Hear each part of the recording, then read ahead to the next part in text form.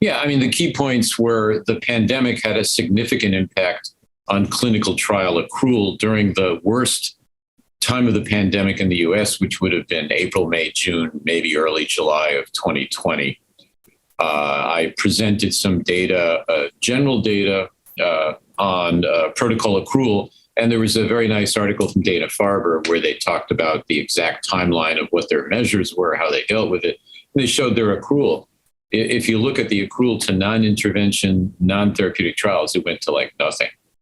If you look at the interventional therapeutic accrual, which is really the guts of what we do as clinical oncologists, it took a major dip and then slowly came back up over the next 6 months.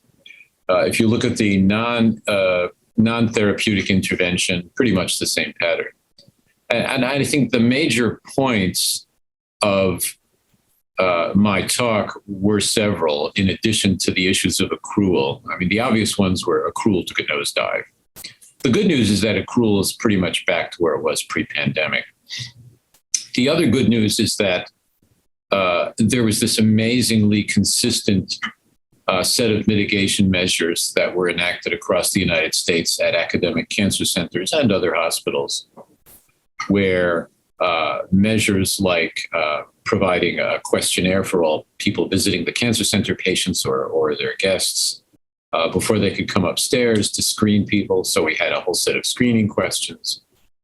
We had a lot of mitigation measures, like you had to have people spaced.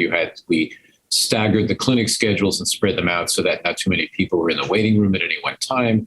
In the beginning, you couldn't bring someone with you. It was just the patient.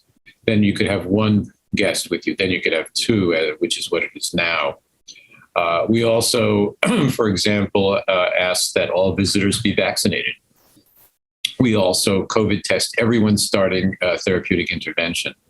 So a lot of these mitigation measures, including suspension of all trials where there was not clear evidence of a likely benefit to the patient, were amazingly uniform across the US and probably Western Europe and around the world among investigational oncologists. The non-therapeutic, non-interventional trial accrual went to zero. People doing tissue collection, forget it, it wasn't going to happen. A lot of optional things went by the wayside. And it was amazing what you could do without in a clinical trial. It was really pretty funny. A lot of the optional visits for biopsies just disappeared. Many of these things have been reinstituted, but if you look at an article by Jim Doroshow that was published in, I think it was JNCI recently, he points out that there is a silver lining to all this. And a lot of the simplification of protocol requirements, elimination of a lot of unnecessary tests, the use of electronic auditing, the use of gaining informed consent by phone or remotely, by Zoom meeting, that sort of thing. Telemedicine for the sort of the well baby visits, the sort of visits for just doing lab checks where you don't really need to do a physical exam. A lot of those things got instituted during the pandemic and will carry over and will make protocol eligibility simpler and easier. The use of local labs, direct delivery of oral drugs to patients so they don't have to come into the institution, to the pharmacy to pick them up. A lot of these are really labor-saving and time-saving measures, which we hope will be carried over post-pandemic. The other major point of my talk is the impact of infection on people getting therapy and the ability to do risk management by evaluating patients and determining what would happen to them if they got infected. So again, the hematologic malignancy patients clearly did much worse than the solid tumor patients. The high-dose chemotherapy stem cell transplant patients did worse than standard dose chemo, targeted or immunotherapy. Since it was an immunotherapy meeting, I talked a lot about immunotherapy, and there was no real major impact of getting immunotherapy, usually checkpoint inhibition, on outcomes in COVID infection or impinging on the risk of COVID infection in general. The risk didn't change much. The outcome didn't change much. So you could safely have people on immunotherapy who got infected. They will generally do as well as those who aren't getting immunotherapy. That being said, a couple of interesting points popped up.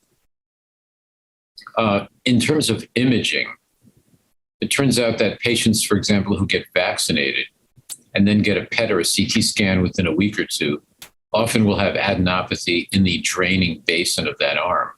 You know, most people get vaccinated in the arm, the deltoid, the tricep. So if you look at the axillary nodes, a lot of them light up like a Christmas tree.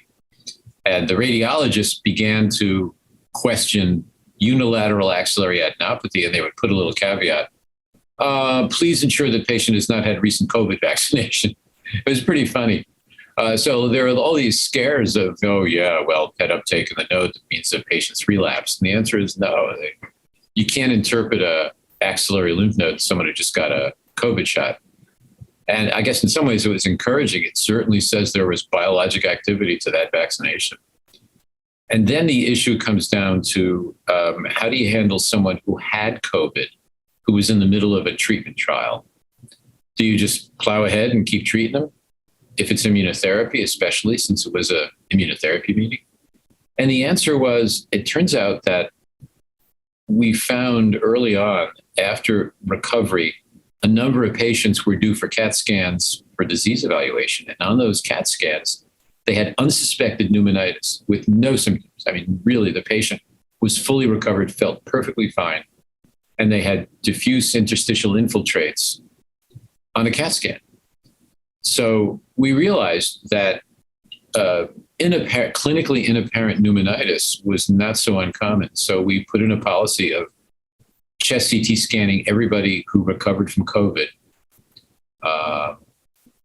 if they were going to go back on checkpoint inhibition on or off protocol. And you'd be surprised how many popped up with unsuspected pneumonitis. And then when you wait a month, you repeat the scan with no treatment, it's all gone. So this phenomenon of transient pneumonitis that's asymptomatic arose and becomes a management issue, because you don't want to give someone ipi-nivo when they have significant pneumonitis from a recent infection. You want to wait for it to resolve. So those were the kinds of thoughts that I had, that I presented from the perspective of a clinical researcher, indicating what the impact of COVID was. In the beginning, it was profound. We adapted. I mean, the medical research establishment, the pharmaceutical companies, the regulatory agencies, the hospitals, all did a phenomenal job of adapting in every possible way to the pandemic. And I think it should be an object of some pride, to which one should add the amazingly agile ability of biotech and pharma to develop an effective vaccine. So there were some silver linings here, but still, you know, having hundreds of thousands of extra deaths per that period of time is a total disaster.